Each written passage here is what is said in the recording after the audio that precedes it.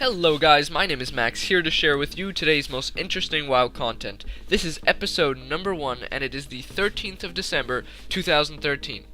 So before we get into it, I want to give you a backstory of the show and why I'm doing it.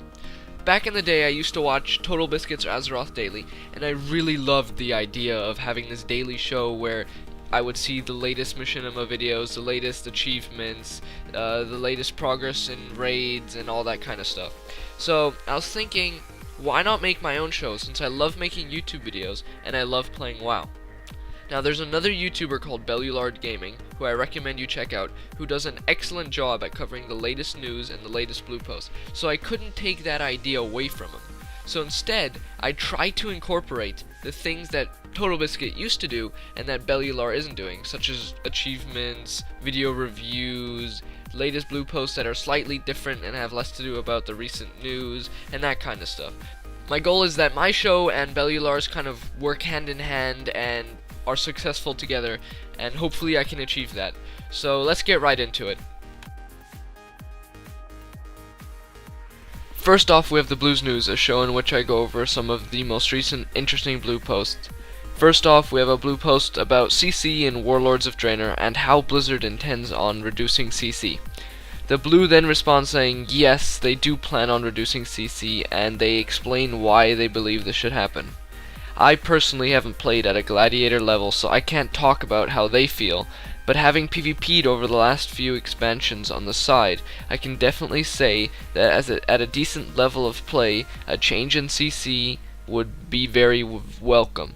With the current way CC and DRs work, I find myself lost each time I restart PvP, and I can imagine the effect on someone who's trying to get into PvP for the very first time. After looking online, I can't find many comments on this from the Gladiator rank players, but having watched a lot of pro games, I can see that all the kills are due to long chains of CC. This means that the only comps viable at this level are those with the most CC that don't DR with each other, isolating a lot of the classes from that level of play each season. This next blue post is from a player that says he likes LFR. He's saying that he'll probably get flamed for this post, but he admits that he likes it. And the blue response was saying, well, obviously you're not the only one who likes it. The numbers show otherwise, since so many people do LFR. Now I want to kind of talk about this quickly and say that LFR is a popular tool because a lot of people have to go into it gear-wise, not because they enjoy it. Now, I'm not saying LFR is a bad thing. I'm not an elitist like that. LFR is good, but the problem with LFR are the players. The people AFKing, the lack of focus, and all of that. So the one way to fix this, which sounds very weird, is to add a loot lockout.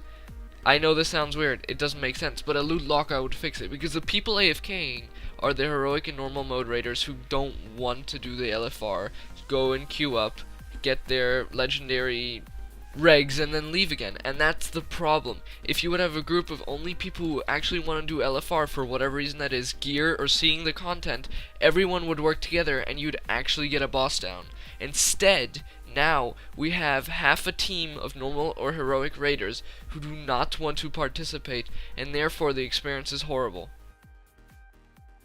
Next up, we have The Studio, a show in which I give you one of the latest WoW videos that went viral or I think is worth watching.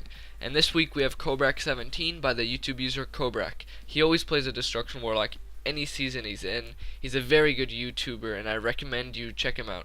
Now I'm going to give you a sneak peek of Cobrak17, and of course there's going to be a link to the full video in the description below.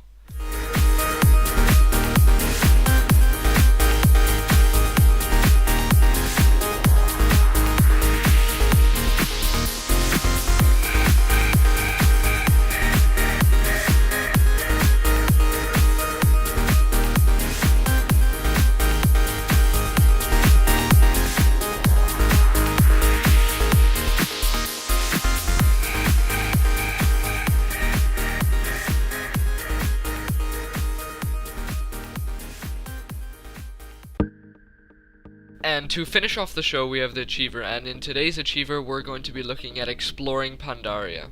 Now with a 310% flying mount, this achievement is very easy and can be done without a lot of work. So I took the jeopardy of marking every single point on Pandaria that you have to fly by in order to get the achievement. So all you have to do is watch some TV, grab something to eat, and fly through these points, and you should easily get your achievement without a problem. And that is it for today, and I'd like to thank you for watching, and I just want to let you know that it may take a few weeks for me to get completely set up, so my upload schedule may be a bit off and my mic may be a bit off, but I just want to thank you for watching, and I'll see you guys next time.